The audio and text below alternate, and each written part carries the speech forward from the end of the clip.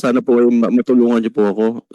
Senator Jinggoy, Senator Robin, ako po ay nakikiusap po sa inyo dahil ako po ay natatakot po dahil ang na-prevent po nila yung aking pong progress ng career po dito sa Pilipinas. Ngayon po kung na magsasalita po ako, hindi ko po alam kung ano pong kaya pa po nilang gawin. I heard that Mr. Gerard Santos is here. Can we just dispose of him right away? Apo. Heading to Sandro Mulak and Apo, kasama po natin ngayon, Senator, si Mr. Gerald Yes Santos. po. Kasama po ang ating si Attorney Ferdinand Topacio. Okay. Good morning po, I heard that Your Honors po. only in Facebook. Huh? I heard your rants in. I read your rants in Facebook. Yes po. What happened? This happened 2005. Am I correct? Yes po. You're only 15 years old. Yes po, Oh. Your Honor. Yes, 2005 po nangyari and nilabas ko po ito noong 2010. Why did it take you 5 years? Dahil po sa takot po, sa kahihiyan, dahil po nung time na yon ay hindi pa naman po katulad ng panahon po ngayon na mas open na po ang lahat. And You should have filed the complaint immediately after that you were sexually harassed. ang nangyari po kasi noon, Your Honor, ay gusto po namin mag-pursue ng legal action but yung nakausap po naming lawyer at that time, parang tapos na raw po yung prescription period. Okay, assuming that you filed the complaint with GMA, correct? Yes po. 5 years after, Yes po. did the GMA7 take action on it? Wala pong clear na resolution po na nakarating po sa I have amin. my copy here. Opo, Suspended and terminated the services of the one who sexually harassed you.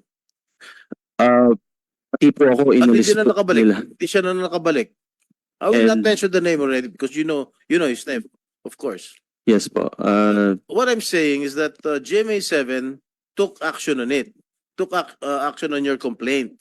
Diba? You wrote to Avit. Yes po. And Correct. Then Attorney you wrote, Felipe Gozon po. Attorney Gozon, Felipe Gozon. Oh, inaksyonan nila, terminate yung services nung musical director. Correct? Yes po. Oh. Ang nangyari nga lang po ay kasi po yung musical director po na ito ay connected po sa mga ibang executives po dun sa loob. So ako po ay napag-initan po dun sa loob. So kahit na kumbaga naalis nga po siya, naalis din po ako sa network. Yun po yung nangyari po, Your Honor. O, diba? Umingi ka rin ng release, diba? Umingi ka ng release sa GMA, correct? Release po sa GMA Artist Yes. Center at that Yes. time. But we wanted po na maging under the GMA itself. I have a copy here of determination, the document terminating the person who harassed you. And it was signed by the Senior Vice President, Entertainment TV, Wilma Galvante. Hindi po nakarating po sa amin yan, Your Honor. You want me Hindi to- po You want me to talaga. provide a copy? You want me to provide a copy? Ayan, no? Sorry po. Ibig sabihin, hindi mo alam na inaksyon na ng GMA7. Nabalitaan ko lamang po na wala na po siya sa GMA. But since wala po kaming na receive na official na yan po, yung letter na resolution po, ay kasi nababalitaan po namin na nakakapag musical director pa rin siya sa mga shows, sa mga concerts. Tapos yun ang sinasabi mo, banned ka na raw sa GMA7. Is that correct? Hindi po, I'm banned po sa entertainment department po. Dahil po yung may kaibigan po siya dito sa entertainment department na hanggang ngayon po ay galit po sa akin. Kaya hindi po ako makapasok po sa entertainment department. Hindi, But pero- sa ano po, sa news, sa mga news departments po, sa mga game shows ay nakakapag-guest po ako. Pero hindi ka totally banned doon sa network. Di ba? Yes po. Hindi ko po sinabi na totally banned po ako. Bale, ayun po, nilinaw ko din po naman yun sa, dun po sa nilabas ko pong video. Hmm. So, what do you want to, ba't ka pumunta rito sa Senate? Yun po, Your Honors, actually, ako po ay hindi po na-harass, hindi po na-abuse. I thought you were harassed. Ako po ay na-rape po. Na-rape? Na-rape po ako, Your Honor. Yung musical director? Yes po. Kasi there are a lot of definitions of rape. You know. How did you say it's rape? Handa po akong ikwento po dito yung nangyari. Pero ako po ay natatakot na baka po ako po ay balikan po ng mga taong ito. Kung ano po, hihingi po ako ng tulong po sa inyo, Senator Jinggoy and Senator Robin, na ako po ay magkaroon po ako ng lakas ng loob para po pasabi po itong story ko po. For 19 years po, ay kinip ko lamang po ito dahil sa takot ko nga po sa kahihiyan. Hindi ko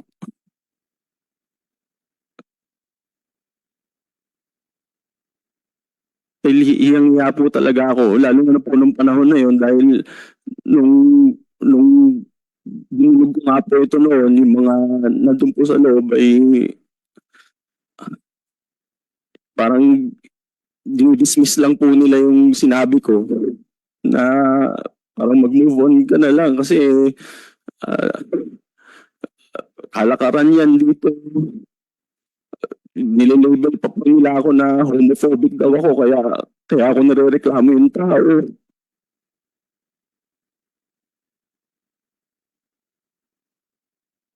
I was only 15 years old at that time, Your Honors. So wala po talaga akong lakas ng loob. Nung mangyari parang yung pang-abuso po sa akin, wala po akong lakas ng loob talaga. Contestant pa lang po ako noon. Contestant pa lang po ako noon and may power talaga po siya over me. Kaya hindi ko po nasabi talaga agad. Even nung sinabi ko po sa parents ko yan, galit na galit po sila. Iyak na lang po kami ng iyak. Particularly yung lolo ko po. Kinamatayan na nga po ng lolo ko yun dahil sa sama ng loob niya. 2 years after, namatay po yung lolo ko kasi sa sama ng loob na po dyan. Kasi hindi po ako nabigyan ng katarungan po. So nangyari po sa akin. Okay, DOJ, what are the legal remedies that Mr. Santos can avail, considering the circumstances or statements he just gave? Kasi, is there a prescriptive period sa rape? Sir, yes. Ilang taon? I think, sir, it's 20 years, but I'll check po because he is a minor when the crime was committed. So baka po mas matagal po yung prescriptive period niya. But for grave offenses po, it's 20 years na pwede pa siyang mag. Are you I'll contemplating, check po the exact years Mr. po. Santos, are you contemplating of filing charges Yes against the po. musical director? Yes po, Your Honor. Even though, Kasi ang tagal ko na po talagang gusto po kaya lang natatakot po talaga ako and wala po akong means. Kaya Your Honor, ako po ay nanginiploid po sa inyo. Ano niyo po ako kasi ako na po nitong tinago lang po sa ano ko po eh. Yung after po nung no, that's why we are, yung after po nung nagreklamo kami sa GMA, nung natanggal po ako sa GMA, halos gumapang po kami para lang mabuo ang career ko. Kami po ng manager ko, dito po yung manager ko, si Kuya Kokoy.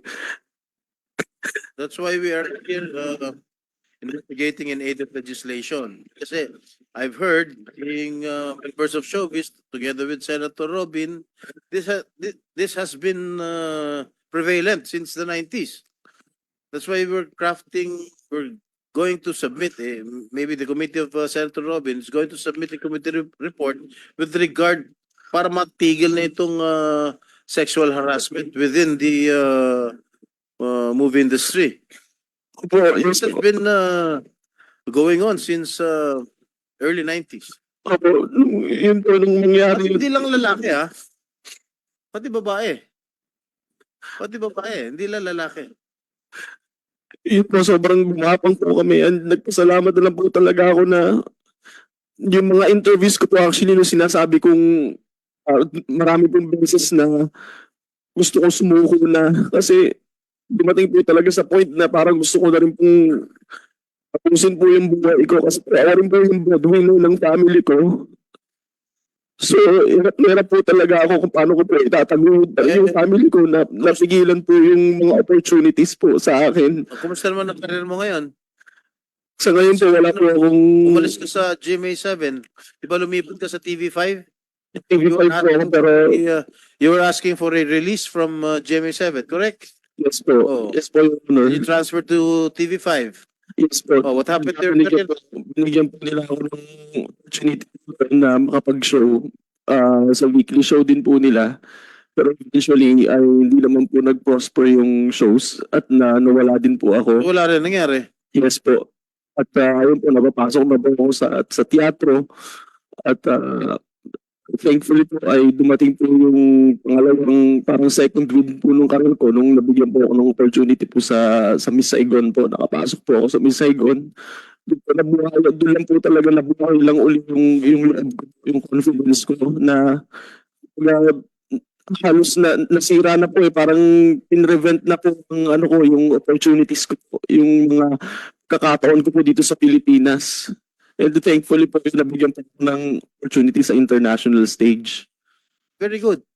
Anyway, you have your lawyer beside you, top-notch lawyer beside you, Attorney. Salamat nga po ako sa aking kaibigan po si Attorney Tomasio.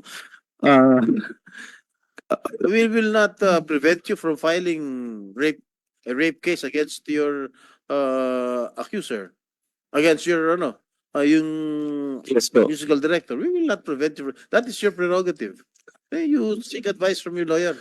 Bali, po kasi si attorney po ay talagang binigyan lamang po ako ng oras po ngayon at siya po ay legal counsel ko for now, but after this po ay talagang ako po ay kailangan ko pong humanap po ng aking legal counsel for the case po. At sana po ay matulungan niyo po ako, Senator Jinggoy, Senator Robin. Ako po ay nakikiusap po sa inyo dahil ako po ay natatakot po dahil na-prevent po nila yung aking pong progress ng career po dito sa Pilipinas. Ngayon po ako na magsasalita po ako, hindi ko po alam kung ano pong kaya pa po nilang gawin. What do you mean na-prevent yung progress mo sa network? You were the one who asked for a release. Di ba? Ikaw ang gustong magpatanggal sa GMA. And then, may sulat May sulat ka signed by your lawyer. Release lang po ako nun, Correct. Your Honor, sa GMA Artist Center. Yes. Oh. And we wanted po na sa GMA network itself kasi po ay talagang actually kasi namin sinumbong yung aking reklamo sa GMA Artist Center and wala po silang action na ginawa po. Sila po yung nagsasabi nun na mag-move on na lang. Kaya po sabi namin, ma-release po ako sa GMA Artist Center at maging under na lang po ng network. Baka mas maging better po yung aking estado po sa network.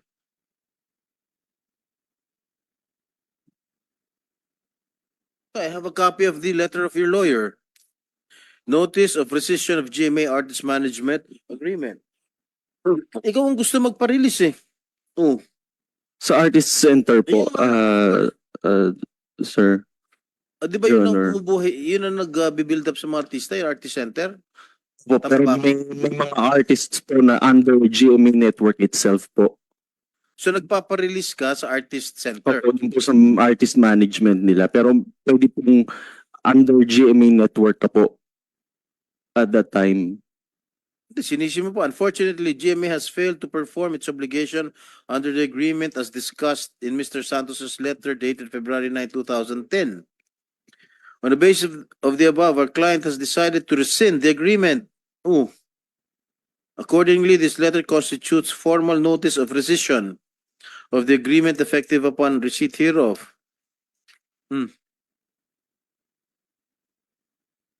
Basta ang pagkakaalam ko, ikaw ang gustong umalis sa GMA Artist Center, basta inaksyon na ng GMA yung reklamo mo, tinanggal yung musical director because of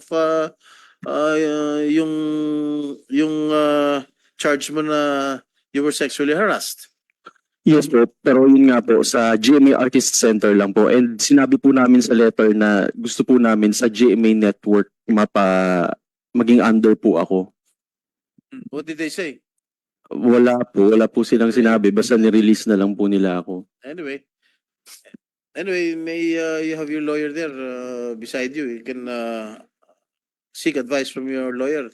If you want to file rape case against the musical director, that's your call. That's your prerogative. Yes po, Your Okay, Honor. we Salamat po. continue. Thank you, Mr. Santos. Salamat.